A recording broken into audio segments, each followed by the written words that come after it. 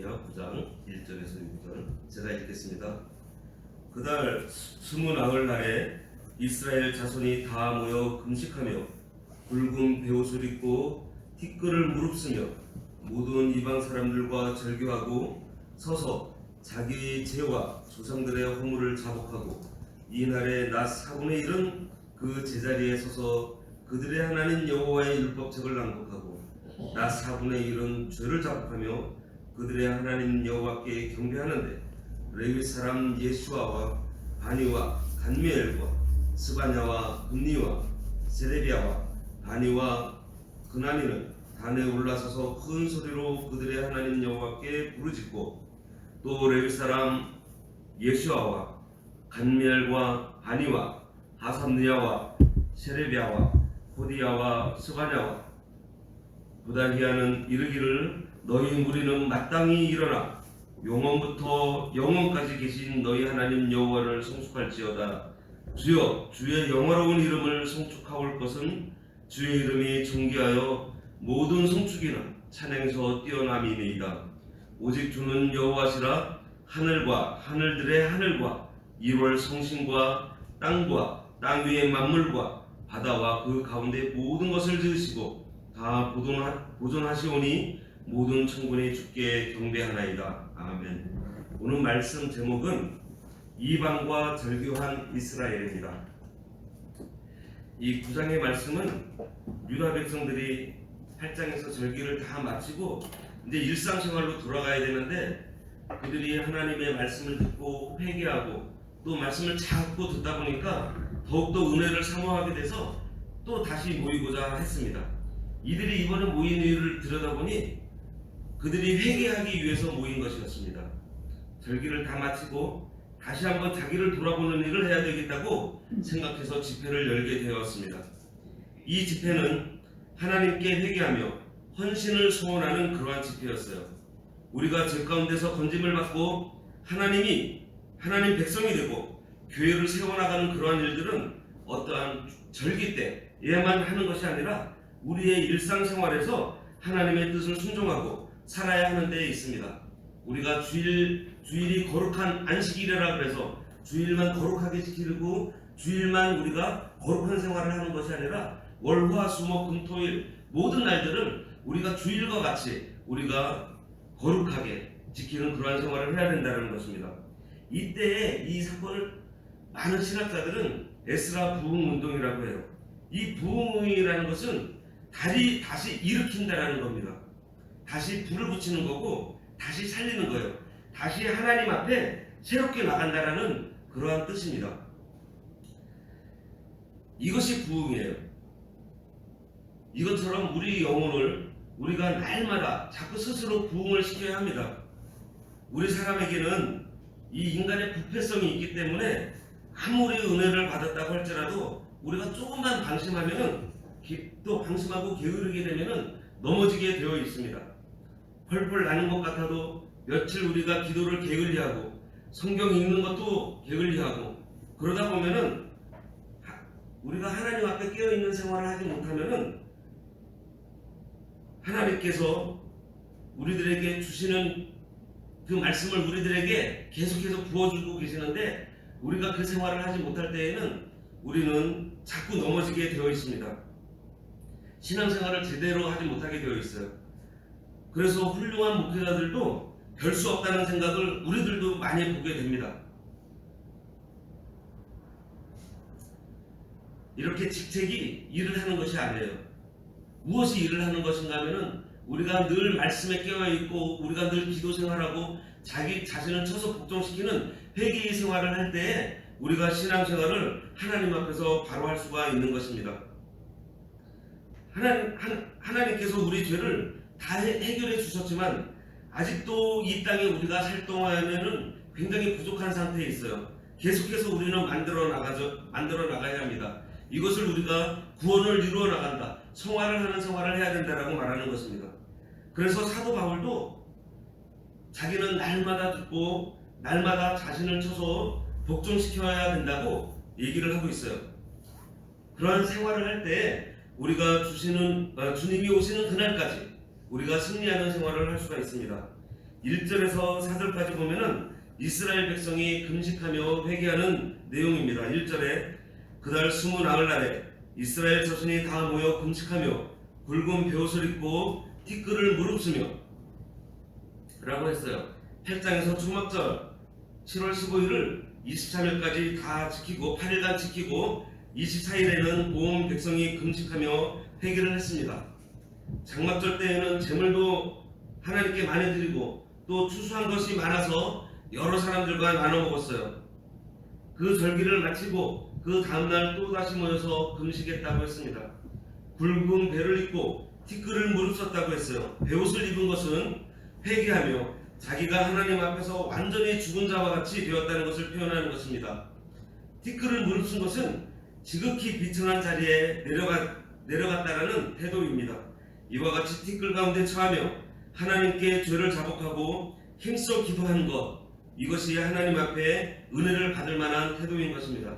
그리고 이사야서 58장에 보면 금식하는 목적이 있는데, 이 금식하는 목적은 우리가 죄를 자복하고 자기를 부인하고 그렇게 함으로 해서 자기의 목소리를 하나님께 상달시키려는 데 목적이 있다고 했습니다.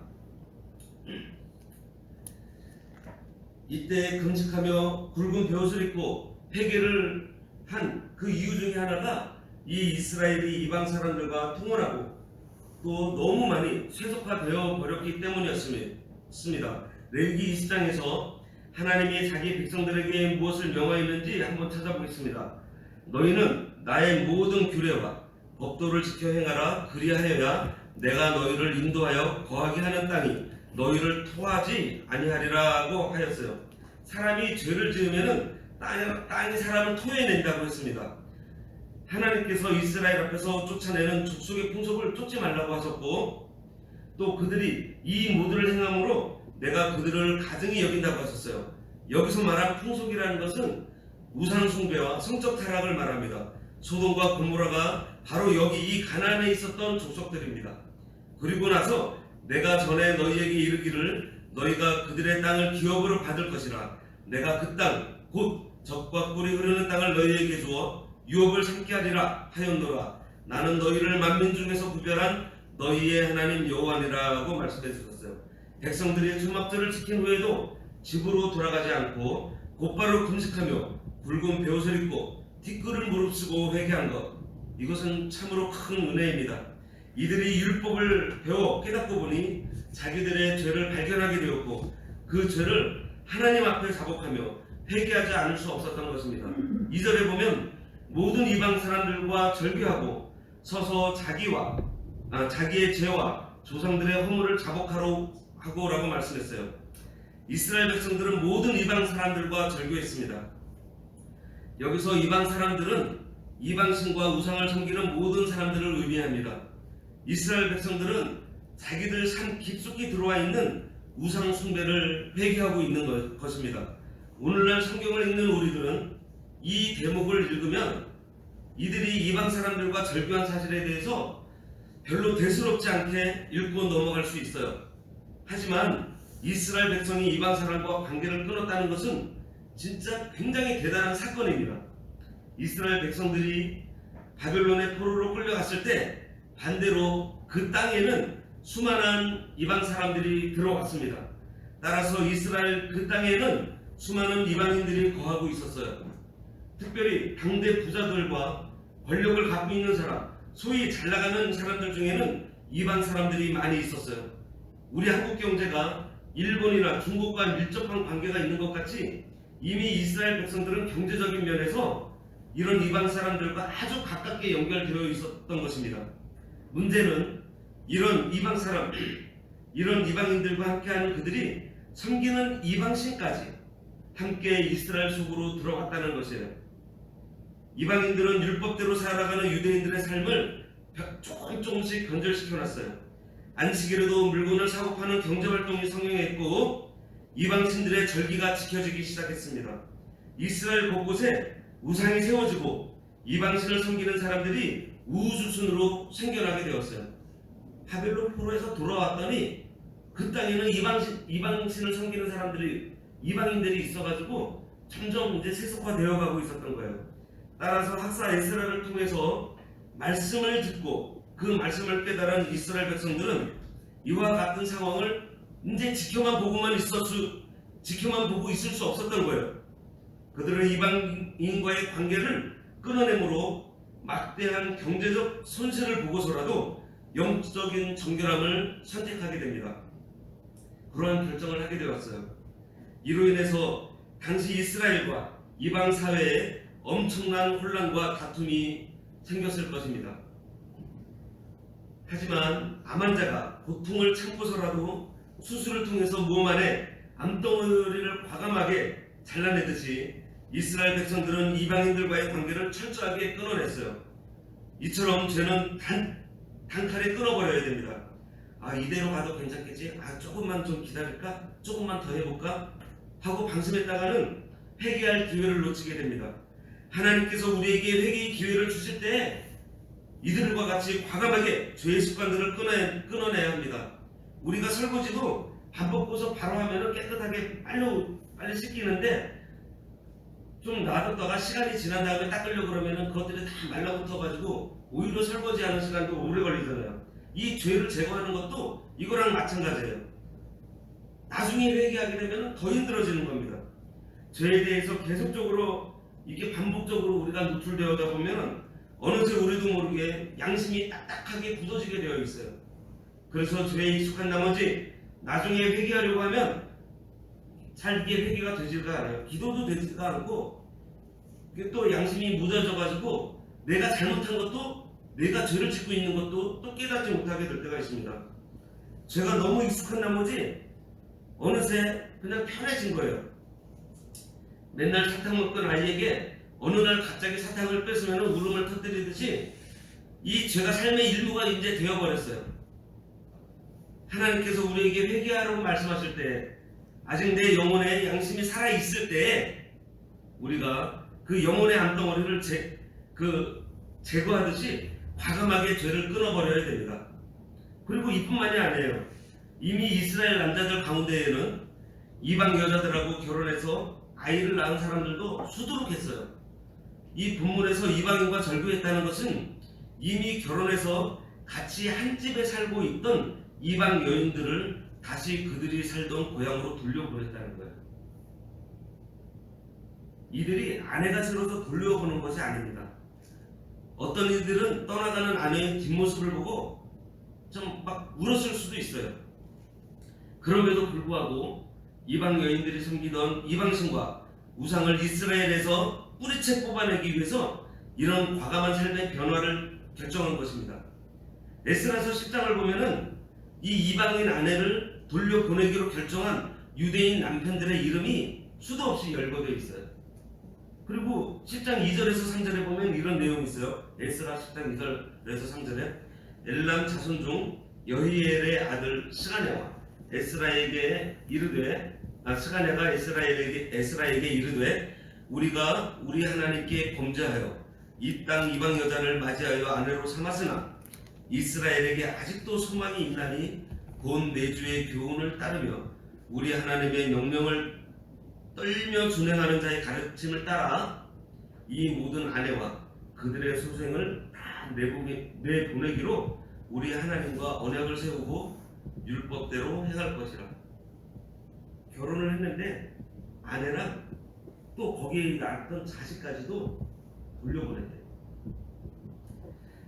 이스라엘 백성들은 자기들이 바빌론의 포로로 끌려가서 전쟁의 노예로 살아온 그 이유 중 하나가 옛적에 솔로몬 왕이 결혼한 이방 여인들이 이스라엘에 가지고 온 이방신과 우상들의 영적 울보가 되었음을 잘 알고 있었어요. 그래서 이방신을 섬기는 이방 여인과 결혼하는 것을 매우 엄격하게 경계한 것입니다. 이들은 이방 여인들만 돌려보낸 것이 아니에요. 자신의 자녀들까지 돌려보냈습니다. 아무리 하나님 말씀을 잘 지키기 위해서라지만은 아내와 자녀들과 생이별을 한다는 것이 이게 쉬운 일인가요?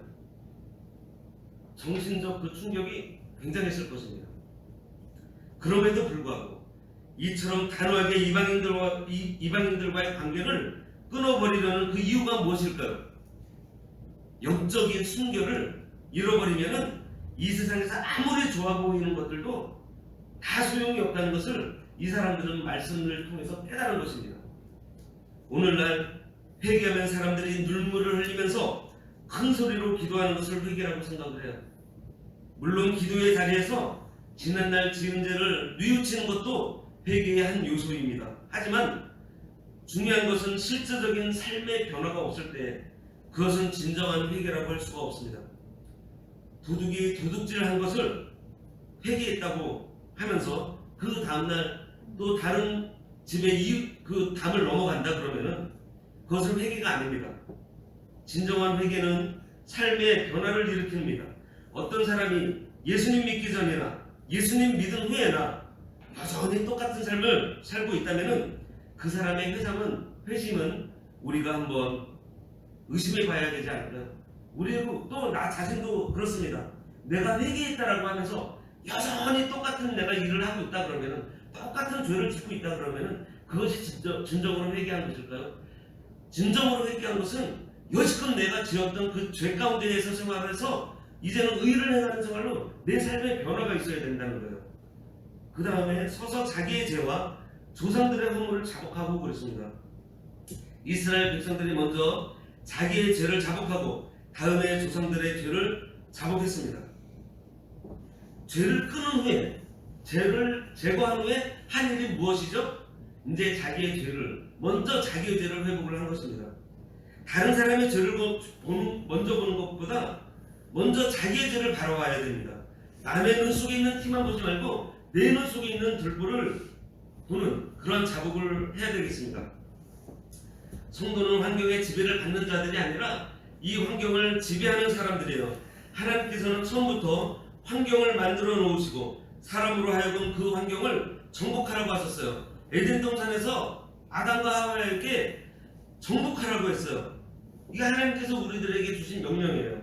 인생이 아직까지 죄를 짓지 않았을 때 그때 인생을 만드신 하나님께서 그 우리들에게 주신, 우리를 만드신 그 목적은 이 만물을 다스리라고 우리를 만들어 주신 거예요. 그런데 선악을 알게 하는 그 과실을 따먹은 죄를 범함으로 해가지고 우리가 하나님을 거역함으로 해서 이제는 땅들도 우리를 거역하게 된 거예요.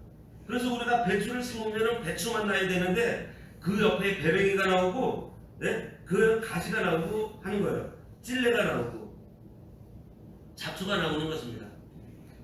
그래서 우리는 먼저 이처럼 자기의 죄를 먼저 자복을 해야 됩니다.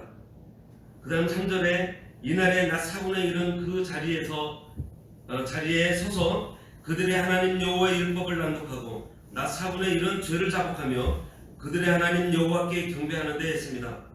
이스라엘 백성이 낮 4분의 1은 율법책을 낭독하고 4분의 1은 죄를 자복하였습니다. 그들은 말씀을 배우는 시간과 기도하는 시간을 동일하게 가졌어요. 또 그 일이 굉장히 많은 시간을 들였습니다. 이 4분의 1이라는 것은 이 사람들이 낮 시간을 12시간을 잡고 있어요. 4분의 1이면 3시간입니다. 성경을 배우는 시간 3시간, 기도하는 3시간.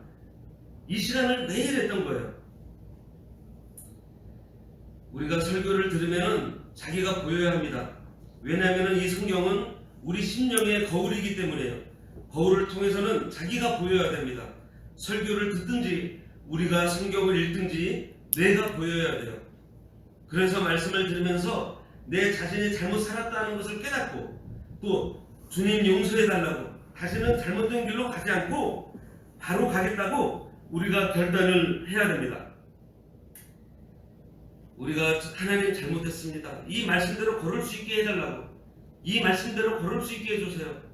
말씀대로 살도록 능력을 주세요 하고 우리가 회개하면서 아버지께 구하면은 하나님께서 반드시 우리들에게 능력을 주십니다. 4절 말씀에 레위 사람 예수아와 바니아와 감미엘과 스바냐와 분니와 세레비아와 바니와 그나니는 단에 올라서서 큰 소리로 그들의 하나님 여호와께 부르짖고 라고 말씀했습니다.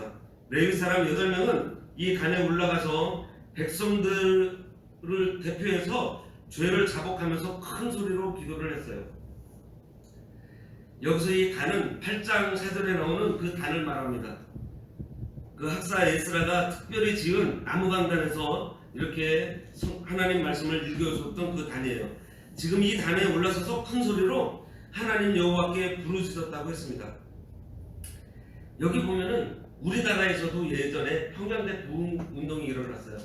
하디라는 선교사님께서 오셔가지고 열심히 선교를 했는데 3년 동안 실패를 봤어요.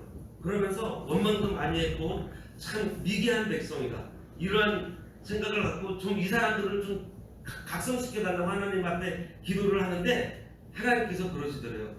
이들을 각성시키려고 하지 말고 너나 각성하라 그랬다는 거예요. 그래서 그분이 거기서 회개를 하고 강단에서 고백을 했대요. 성도들 앞에서. 내가 여태껏 여러분들을 너무 하찮게 생각을 했습니다. 하나님께서 내가 먼저 하면서 그동안 자기가 이 한국 교인들을 생각하면서 가졌던 그러한 나빴던 마음들을 다 고백하면서 회개를 했더니 그때 원산 부흥운동이 일어났어요.